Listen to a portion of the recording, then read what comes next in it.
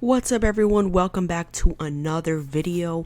And as you can see today, I have yet another lucid chart created. And if you guys don't know what lucid chart, it's amazing. It can create charts that actually help your brain learn and memorize things better. But anyway, on today's video, I'm going to teach you guys what a sales funnel is, a sales process, whatever you're going to call it.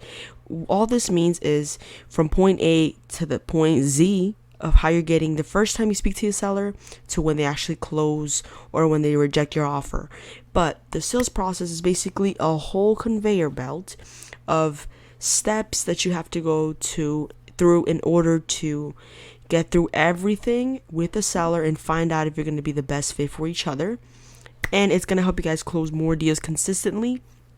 So, reason I'm making this video, honestly, it's because I learn better when I talk to myself, and also because I see that a lot of investors are having problems with not being able to scale, not being able to close more deals, and that is because they don't have a sales funnel.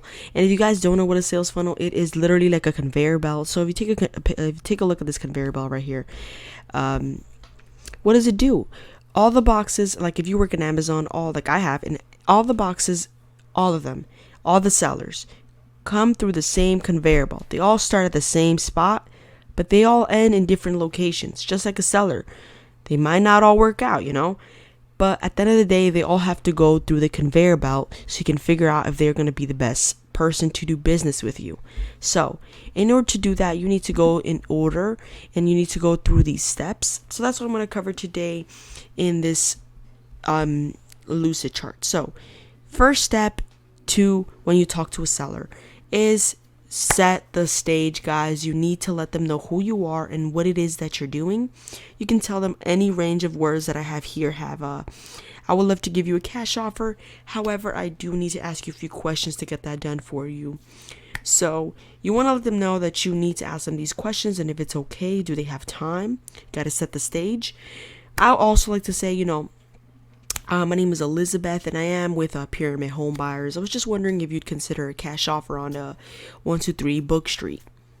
They're like, oh, yeah, I would consider an offer. Okay, great. Well, I do want to ask you a few questions. I just want to make sure we're going to be the best fit. Is this a good time? You want to just set the stage, let them know what it is that you're doing, Pyramid Home Buyers, your company, what are you doing, who you are, and what do you need to do in order to get this done. You already told them you're going to give them a cash offer. You already told them your company. Now you got to tell them, okay, I just want to ask you a few questions to get that done for you. You got to let them know it's only going to take about 5 minutes. I just got to ask you a few questions. Okay, now that you set the stage, you got to figure out the next step, which is the motivation and the pain. You need to figure out what they're trying to accomplish with the property.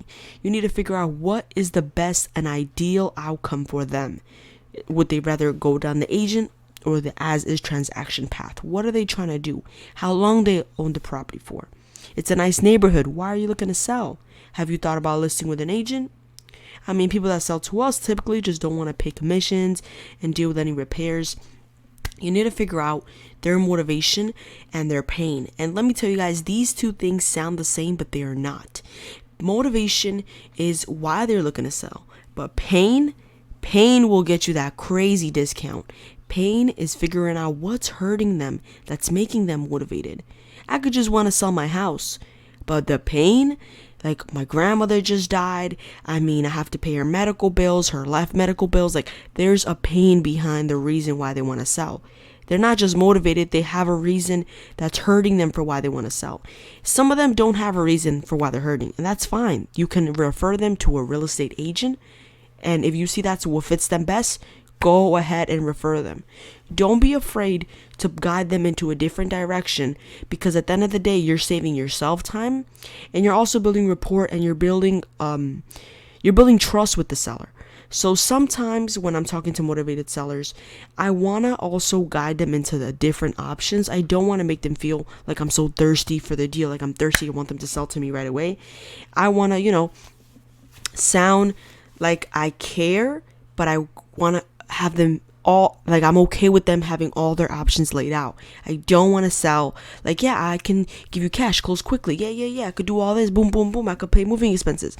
No, you don't want to sound like that. You want to say, have you thought about selling with an agent? Have you talked to an agent? Have you considered maybe just fixing the place up and, renting it back out? Have you thought about keeping the property? You want to challenge your prospects. You want to ask them opposite things of what everyone else is asking. Have you thought about maybe keeping the property? Who else is asking them if they want to keep the property, huh? Everyone else is just asking, hey, sell it to me. I'll quick cash, closing as is. Covering all closing costs. You don't want to be like that, guys.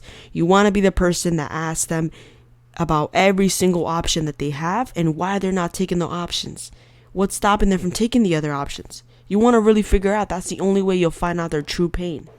Now, after that, the detailed property description. You want to get the condition and you want to get in as much detail as you can before you actually view the property.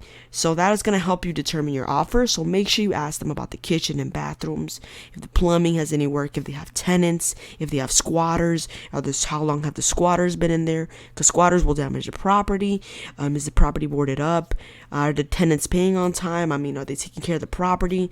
How's the roof? How's windows? How's the plumbing? How's the electrician? You want to ask all those questions, except you want to ask 2 by 2. So you want to ask 2 questions at a time so they can keep talking and the conversation can keep flowing.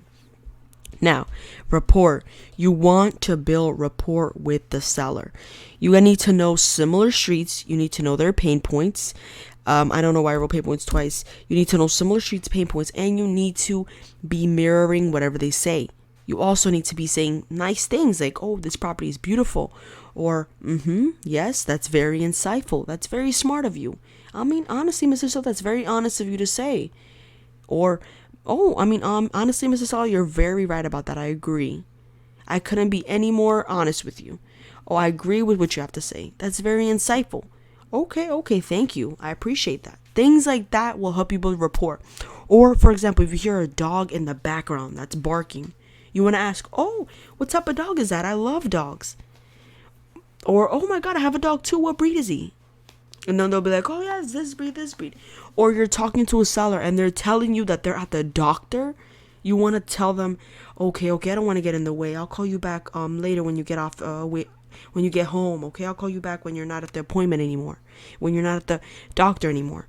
Then you hang up, you call them back and you ask them, oh my God, Jane, are you okay? Is everything all right? I know you were at the hospital or the doctor. Is everything okay? How was the checkup? Are you feeling better? How long has this been going on? You want to build rapport like that. Or if you hear a truck in the back, you want to be like, oh, Mr. Seller, you're going to work? Is this a bad time? They're going to be like, oh, no, I'm just hanging out outside. You just want to ask those extra questions and sound like a neighbor, sound like you care, and actually genuinely care for the seller. Now, present offer. When you present the offer, you don't want to put all the blame on you. You want to make sure that you're also putting the blame on someone else. I know how bad that sounds, but hear me out. You don't want to say, hey, Mr. Seller, I can only offer $20,000 for the property. That's my best offer. Sorry. You don't want to say that. You want to say, I spoke with my acquisition manager, or I spoke with my specialist here, and he's telling me that we are seeing properties similar condition as yours, selling anywhere from $60,000 to $70,000. Is that what you were aiming for? Is that what you were hoping to get? That's how you want to say it. You want to say, hey, I spoke to someone else, and they're telling me it needs to be at this price range. It's not on me. It's on them. But I want to work it out with you. Is there any way that we can work it out? I know my boss is being a little bit of a pain, but is there any way that we could work it out? Even if I have to put my money on the line? That's how you want to present an offer. That also will help you create urgency, because you're showing the seller that, wow, I'm really trying to make this work between you and me. So that's how you present an offer. You don't put all the blame on you. You put the blame on someone else as well, so you can work and create more rapport with the seller. Now, creating urgency is very simple. You can be like, I'm going to be honest with you, Jane. We are looking at a few other properties, and we're only looking to secure the funds for one. So, if I'm being honest, you are our main priority right now, but we would like to get these funds secured for you in 24 hours. Would that be okay? And they're going to tell you, no, keep those funds for somebody else. That shows you they're not motivated. Or they're going to be like, you know what? Yes, I'm ready. They're going to go ahead and do it. Or they're going to tell you, can you call me back next week? Then I have an answer for sure. That's how you do it, guys. And thank you for checking the video out, and check the description and the link.